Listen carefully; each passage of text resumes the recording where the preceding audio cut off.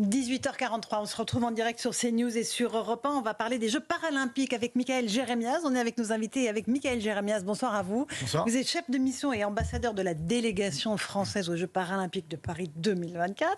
Ancien numéro 1 de tennis fauteuil. Champion paralympique, médaille d'or en double aux côtés de Stéphane Houdet lors des Jeux de Pékin en 2008. On parlait à l'instant, et je sais que vous nous avez écouté, de la situation politique française. Est-ce que vous avez peur que ça ne parasite le début de ces Jeux paralympiques qui sont extrêmement importants? Tout peut parasiter pendant les Jeux Olympiques. Bizarrement, il n'y a plus de crise politique, il n'y a plus de conflit, alors qu'on sait évidemment que malheureusement ça continuait. Il n'y a pas de compétition sportive internationale. Là, on a des meetings d'athlétisme, le championnat de foot français et international qui a repris. Donc on a plein de signaux qui nous disent que bon, il va falloir quand même se bagarrer. Et en même temps, j'ai jamais eu autant de personnes, à commencer par le grand public, qui se mobilisent, qui achètent des billets, qui ont envie d'en être. Les médias l'ont jamais autant traité que pour ces Jeux-là. Et moi, j'ai fait les Jeux d'Athènes en 2004, donc il y a 20 ans, donc j'ai vu l'évolution. Donc non, moi, je suis plutôt confiant. On sent que c'est en train de reprendre. Ça s'est accéléré après les Jeux Olympiques, la vente de billets. Et l'envie, en fait, de se dire, pourquoi pas se refaire un petit kiff pendant 15 jours à la rentrée, même si, effectivement, la vie a repris le dessus. Oui, les emmerdes sont de retour. On le savait. On le savait, à partir du moment où on était fin août, juste avant la rentrée, il y a la rentrée scolaire, il y a le retour au travail pour ceux qui ont pris des vacances, il y a la crise politique qui dure depuis plus d'un mois, où effectivement, il y a aussi des choses qui sont, d'une certaine manière, pas plus importantes que le sport, mais en tout cas qui ont aussi leur importance. Moi, ce que je souhaite, c'est juste que chacun s'engage de la même manière qu'ils se sont engagés pour les Jeux Olympiques, à commencer par le président de la République, et que ce soit des ministres démissionnaires ou qu'il y a un nouveau ministre, un nouveau gouvernement, c'est pas vraiment le sujet. Que chacun respecte les athlètes paralympiques qui vont offrir à la France au moins la même chose que les athlètes olympiques. Je suis entièrement d'accord. Et on entend vraiment dans ce que vous dites une des raisons pour lesquelles le président, à mon avis, va laisser un peu filer le temps et attendre la fin des Jeux paralympiques avant de prendre des décisions au plan national. Parce qu'il y a le risque de masquer l'événement, en fait. Mais c'est sûr, mais déjà on l'a vu au lendemain des Jeux Olympiques. Et en même temps, on ne peut pas jeter la pierre à ceux qui souhaitent que la démocratie soit respectée. Moi, j'ai pas de problème avec ça. Moi, je suis plutôt politisé depuis ma tendre enfance, donc c'est normal, je suis ça de près. En même temps, on a quelque chose qui aujourd'hui peut transformer la société, et notamment les Jeux paralympiques. Donc c'est aussi un engagement politique de se dire, attendez, on fera ce qu'on doit faire, mais laissez-nous encore ces 15 jours qui sont très importants pour 12 millions de Français. Pour 9 millions d'aidants et pour globalement 1 milliard de personnes handicapées dans le monde. C'est de ça dont on parle. C'est pas juste les 237 athlètes qui vont représenter la France. C'est un problème beaucoup plus global. Donc j'espère qu'il y aura le même soutien, ce respect-là et une certaine forme de retenue. Après, pas de problème, mais je serai avec vous pour aller continuer ce combat politique de faire appliquer la démocratie et qu'on vive dans un État qui avance, qui aide tout le monde. Mais ouais, c'est un moment très important. Rachel Kahn, vous êtes une ancienne athlète.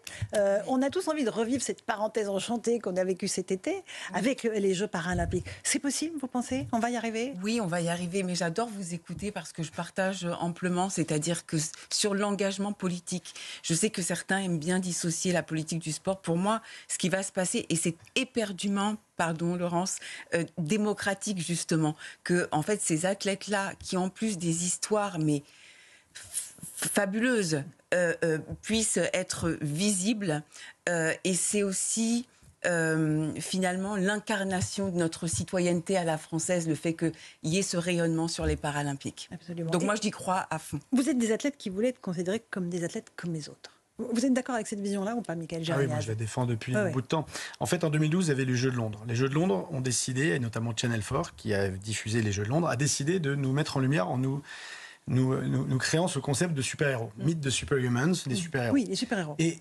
Et ça vous plaît pas, en fait. Non, si. À l'époque, ça me plaisait parce qu'on n'existait pas. On était invisible. Donc, on nous met en lumière, on crée ce concept-là. Ils ont fait des campagnes de communication incroyables, extrêmement percutantes, et on nous met en lumière. Et il y a un côté un peu inspirant, un peu sexy du super-héros. Mais en même temps, c'est pas que ça. Le super-héros, c'est pas un être humain tout le temps. C'est quelqu'un qui a un peu un dark side, qui est souvent, qui a des troubles, il y a l'enfance, il y a des traumatismes. L'idée, c'est que nous, ce qu'on attend, c'est un traitement égalitaire. Vous avez des champions et championnes qui nous ont fait rêver, français et étrangers, pendant les Jeux Olympiques. C'est ça, hein. C'est pas parce qu'il y avait des stars. C'est les émotions que le sport permet de vivre et de partager. C'est que ça. Pourquoi on consomme du sport? Peu importe. Qu'on soit de gauche, qu'on soit de droite, qu'on soit un homme, qu'on soit une femme handicapée, c'est les émotions que ça procure. Là, c'est exactement la même chose. Le sport paralympique ne fait pas exception à ça. Et sur la question du traitement et de l'engouement, on voit très bien ce qui est en train de se passer. Simplement, c'est une forme en fait, c'est quelle société, de quelle société on rêve. Si on a été plus de 10 millions à acheter des billets pour les Jeux Olympiques, parfois à des tarifs bien plus élevés que pour les Jeux Paralympiques, ça dénonce un peu la société dans laquelle on vit. Donc nous, on espère juste un rééquilibrage progressif. Et ouais, je suis plutôt optimiste. Ouais. On va écouter les Français parce qu'on leur a posé la question, est-ce que vous allez vous enthousiasmer pour les Paralympiques autant que pour les Olympiques? Écoutez leur réponse. D'abord, les JO, c'était des belles épreuves. Et puis, je vais regarder surtout si les Français vont gagner autant de médailles pour ces Jeux paralympiques. On a déjà vu les Jeux olympiques et maintenant les paralympiques, c'est obligatoire. C'est maintenant les paralympiques, donc le même engouement, il faut le garder jusqu'à la fin de l'été. C'est des athlètes comme tout le monde. Et je pense qu'ils méritent cette force et cette audience. Et je pense que les Français ils seront là pour les supporter. Il y a de grandes choses qui vont être faites. Donc c'est très important de suivre comme les Jeux Olympiques. Il y a un message, évidemment, qui va passer dans ces Jeux. Pour me faire plaisir, vous avez pris que des gens qui veulent vraiment suivre. On ne les a pas choisis. Mais attendez, vous savez que il y a plusieurs reportages qui montrent qu'il y a aussi beaucoup de Parisiens qui ne sont pas venus aux Jeux Olympiques, qui ont l'impression d'avoir raté un truc et qui se disent on va se rattraper au moment des Jeux Paralympiques. C'est vrai. Et j'ai l'impression qu'il y a un début d'engouement encore plus fort que pour les Jeux Olympiques. Nous, on en est convaincus. On l'a vu, ceux qui sont partis et qui en fait se sont rendus compte que c'était une fête, c'était un carton. On a parlé beaucoup de sécurité. Il n'y a eu aucun incident. On a parlé de fraternité dans un moment dans notre pays où c'est pas ce qui nous caractérise le plus. Et là, on a eu envie de partager ça. Il n'y a pas eu de question de politique justement. Même si le sport, je suis d'accord avec vous, Rachel, est très politique et doit être politique. C'est un outil politique et social extrêmement puissant, le sport, et notamment pour des minorités comme la nôtre. Donc oui, il y a aussi cet effet-là, mais avec les tracas du quotidien. Mais en même temps, il faudrait être fou pour pas se faire ce kiff-là en revenant justement de vacances avant la rentrée scolaire, avec tous les problèmes auxquels on est confronté au quotidien. Vous avez la possibilité de vous prendre une claque et de vivre des émotions fortes. C'est ça la vie, quoi. Je sais pas ce qui vous motive, moi, mais c'est le bonheur et c'est les émotions, et de les partager. Le reste, on fait ce qu'on a à faire, chacun son travail. C'est quoi les épreuves reines? Alors, il y a le tennis fauteuil, bien sûr. Vous avez été champion olympique. Ouais, il y a le tennis fauteuil. Vous avez le C6 foot qui va remplacer le beach volley au pied de la Tour Eiffel sur le Champ de Mars, qui va être extraordinaire. Vous avez le basket fauteuil et le rugby fauteuil, qui sont des sports en fauteuil extraordinaires, des sports de contact, des sports très techniques. Vous avez le cyclisme et la natation et le tennis de table qui sont des grands pourvoyeurs de médailles pour les athlètes paralympiques. Je pense à Alexandre Léotet, à Marie Patouillet notamment. L'athlétisme aussi? En athlétisme, bien évidemment. Donc là, on a une génération où on essaie de renouveler un petit peu pour aller chercher des médailles, mais on aura évidemment notre porte-drapeau, Nantna Keita, championne du 400 mètres aux Jeux de Rio, qui championne paralympique, qui va entraîner justement cette équipe. Il y a le triathlon avec Alexis Anquincan, qui est l'autre porte-drapeau, qui lui va essayer de confirmer sa médaille d'or à Tokyo. En fait, vous avez l'embarras du choix. Vous avez 22 sports paralympiques. Vous allez découvrir des athlètes que vous ne connaissez pas forcément. Vous allez découvrir des sports que vous n'avez jamais eu l'habitude de découvrir de cette manière-là, qui se pratiquent différemment. Et puis, il y a le goalball et la boccia, qui sont des sports exclusivement paralympiques. Quand on est un peu curieux, quand on aime la vie, franchement, allez-y, vraiment. Et si ça vous plaît pas, je vous promets, je ferai tout pour me rattraper individuellement, vraiment. Joseph, vous avez une question à poser à Mickaël. Non, parce que vous avez en effet évoqué, puis en dehors, nous sommes parlé, donc vous aviez évoqué ça, c'est la possibilité qu'il y ait davantage de médailles d'or. Grâce à vous, la France est davantage de médailles d'or. Alors pas grâce à moi, j'ai pas cette... non, mais en fait, on a moins de sports. Il y a 22 sports paralympiques versus un peu plus d'une trentaine de sports olympiques. Simplement, nous, depuis la création du mouvement paralympique, il y a dans tous les sports des catégories de handicap. Donc vous avez notamment en natation, en athlétisme et en tennis de table beaucoup de catégories. Donc on peut avoir plus de médailles. L'objectif qui a été annoncé par la présidente du comité paralympique sportif français, Marie-Amélie Le Fur, c'est 20 médailles d'or pour rentrer dans le top 8. Alors que aux Jeux olympiques, c'était 16 médailles d'or pour rentrer dans le top 5, parce que les calculs ne sont pas les mêmes. De toute façon, vous allez tous les jours, à partir de jeudi matin, avoir des épreuves et vous aurez des médaillés de bronze, d'argent, d'or, des gens qui vont passer à côté, des émotions fortes de célébration, mais aussi des personnes à consoler. Moi, ce sera aussi mon rôle. Et puis, il y a le Club France, toujours, à la Halle de la Villette. Le même endroit. Au même endroit. Il y a 150 000 billets qui sont mis à disposition. C'est gratuit, cette fois-ci. Il y a plus de 100 000 qui ont déjà été réservés. On a déjà les 2 samedis, donc ce samedi et le samedi, la veille de la semaine de clôture, qui sont pleins, donc 15 000 personnes qui vont venir. C'est un lieu de célébration. Venez rencontrer ces sportifs de haut niveau et venez faire la fête, tout simplement. Mickaël Jérémias, Amélie Oudéa-Castéran, on ne va pas l'écouter, ministre des Sports, ministre démissionnaire des Sports, il faut que je précise à chaque fois, a promis une cérémonie d'ouverture, comment elle dit, dérangeante. En tout cas, avec un message fait pour déranger. C'est quoi le message que vous voulez faire passer, vous? Moi, le message mais nous, le combat, il va bien au-delà, comme je vous le disais tout à l'heure, de la question des sportifs de haut niveau en situation de handicap. La question, c'est la question du droit. Moi, de mémoire, en 1948, l'ONU a décidé qu'on était égaux en droit. Moi, j'ai un accident le 7 février 2000. La veille ou le jour même, je suis un citoyen de plein droit. Le lendemain, je perds ces droits-là. Accident de ski. Accident de ski. Donc je deviens discriminé parce qu'handicapé. Parce que je ne mets pas un pied devant l'autre comme vous. C'est que ça. La différence entre vous et moi, c'est que moi, je ne me déplace pas de la même manière. Et donc, on décide de me discriminer dans l'accès à la santé, au logement, à l'emploi, à la culture, à la sexualité, au sport, à tout ça.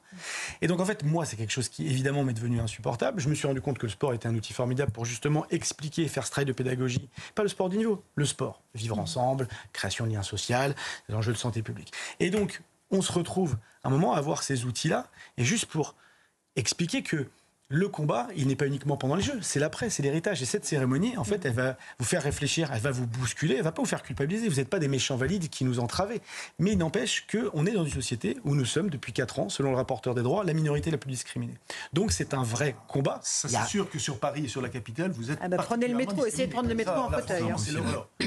La ligne 14, je crois. Non, mais c'est ça le message dérangeant qui sera porté donc pendant cette cérémonie d'ouverture. En fait, c'est de raconter cette histoire. J'ai eu la chance de produire avec Philippe Fontana, qui a réalisé le documentaire We Are People, qui a été diffusé sur Canal+, qui est toujours sur MyCanal, qui raconte justement comment le sport a changé la vie des personnes handicapées depuis l'Antiquité. Mais le sport, justement, politique, comment on est devenu progressivement, grâce à ça, des citoyens un peu plus de plein droit.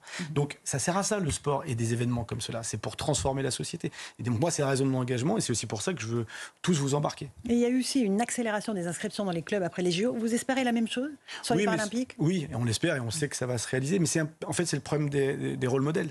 Moi, quand j'ai mon accident il y a 24 ans, je mets la télé, personne parle des Jeux de Sydney cette année-là, les Jeux de Sydney en 2000, personne. Il n'y a pas de diffuseur, il n'y a pas de radio, il n'y a pas de télé, personne. J'ai pas de rôle modèle. Donc moi j'ai peur, je ne sais pas c'est quoi la vie d'une personne en fauteuil roulant. Je ne sais pas si on peut vivre aussi longtemps, je ne sais pas si on peut avoir des amis, si on peut avoir un travail, si on peut avoir une vie affective, tout ça je ne le sais pas. Donc aujourd'hui avoir ces rôles modèles forcément contribue un peu plus d'espoir d'une vie sociale épanouie, parce que c'est de ça dont on parle, ni plus ni moins. Nous, nos revendications, elles sont pas folles. On veut être des citoyens de plein droit comme vous. Comme vous, alors on a tous nos discriminations, on est tous partis plus ou moins de minorité, mais en tout cas nous on a ce combat-là. Et le sport et les Jeux paralympiques doivent servir. Et il y aura tout ça dans la cérémonie d'ouverture. J'espère. Après, moi, vous allez amener le drapeau français, vous serez dans la délégation. Alors moi je suis pas le porte-drapeau, les porte-drapeaux c'est Alexis Anquincan et Nantenin Keita. Moi je suis le chef de mission, donc je défilerai avec eux, mais je me mets un peu en retrait parce que moi je suis au service de ces athlètes et de ce combat, vous l'avez bien compris. Et donc moi je serais très fier de voir ces 237 athlètes défiler et j'espère que vous aussi. Quel beau message. Un dernier mot, Rachel. Ah oui, est-ce que vous pensez qu'on pourra changer le calendrier une année sur, 4 ans, c'est-à-dire en fait d'avoir les paras avant les Jeux. Oui. C'est un autre débat qui est très intéressant et que je partage sur en tout cas la réflexion de comment on essaie de valoriser encore plus les Jeux paralympiques. Moi je rêve un jour que les Jeux paralympiques soient par exemple en 2034 versus 2032 les Jeux olympiques et qu'on ait notre événement propre, le jour où les médias et les sponsors, parce que c'est le nerf de la guerre, décident de s'emparer de ce sujet-là sans le grand frère olympique. Merci beaucoup Mickaël Jérémiaz, on va vous suivre de près. Vive l'équipe de France et on lui souhaite plein de médailles d'or. 20 c'est ça, l'objectif. 20 médailles d'or, c'est le minimum. Merci beaucoup d'être venu.